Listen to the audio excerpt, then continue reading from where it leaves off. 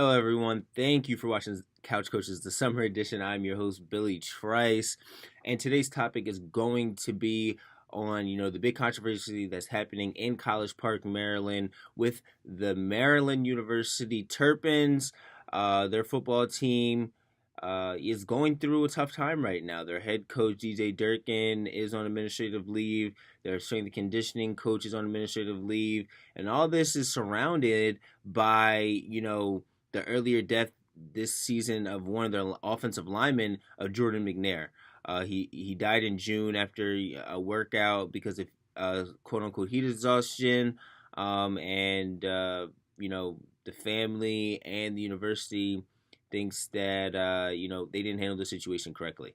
So, my thoughts on this are disappointed because I love the game of football, and football teaches you a lot of things. You can, by playing the game, it's very easy to use some of the things you learn on the field and through playing the game in real life situations. And your coaches are supposed to be there to teach you, and the coaches are there to teach these young men how to be men and better their lives. It's not just about the game. It's also about teaching them about life. And I feel like these coaches and trainers definitely lost sight of those views.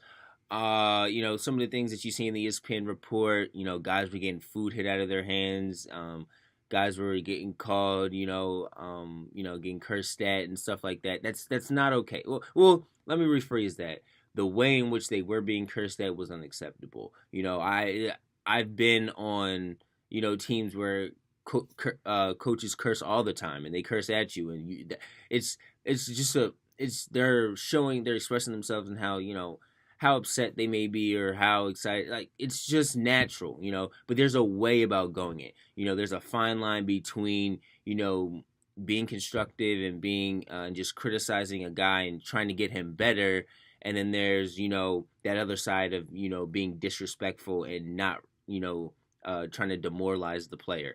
And as a coach, you have to be aware of that line and also know how to skate across that line very well, because it can be easily misconstrued as being disrespectful or you bullying a kid, because of the nature and how you carry yourself amongst your team.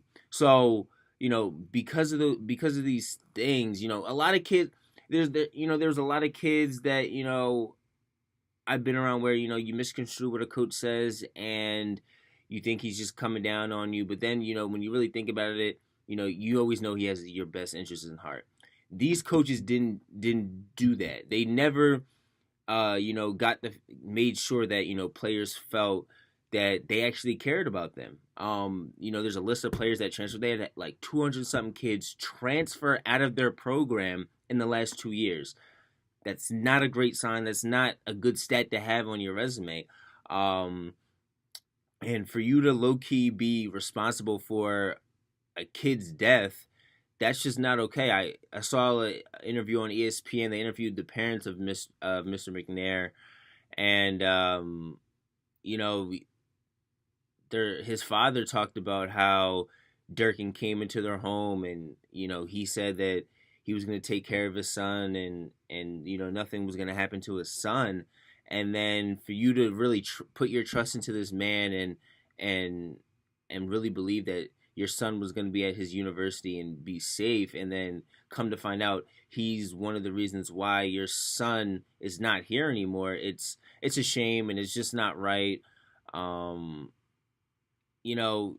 These coaches make good coaches look bad, because some good coaches do some similar things that these guys do, that these guys have done, but they've done it in a better way, and they've done it in a constructive way. And by doing this, it's just not what Maryland football needs. It's not what it's not how football should be viewed. And they we have to figure out something, because about the other incident in Ohio State where Urban Meyer didn't really know what was going on with one of his coaches' staff, and the domestic violence and stuff dealing with him. There needs to, unfortunately, I like the, each team has their own thing. They do their own thing. Not there's not too many eyes in on the team. I kind of like that, but I feel like we're getting to a point where coaches are not stepping up to the plate and not doing their job. So now we're gonna have to transition and get, we're gonna have to transition and get another set of eyes in there to make sure everything is copacetic, to make sure everything is going down how it should be, because we cannot have young men at the age of 19, 20 dying on the field because of coaches and their coaching styles, and not being conscientious of a player. And so that, and for that reason, we have to have, I feel like we have to have another form of eyes in these practices, in these locker rooms, around the team, just in general. And I feel like that could solve a lot of these problems. But I definitely want to thank you guys for watching Couch Coaches, the summer edition. We only have a few more episodes left before we get back into our our regular season for the school year. As you can see, I'm back up at ESU. So please, guys, please like my videos. Please subscribe to the YouTube channel. Please comment below with any questions, anything you have to say, anything you disagree with, agree with.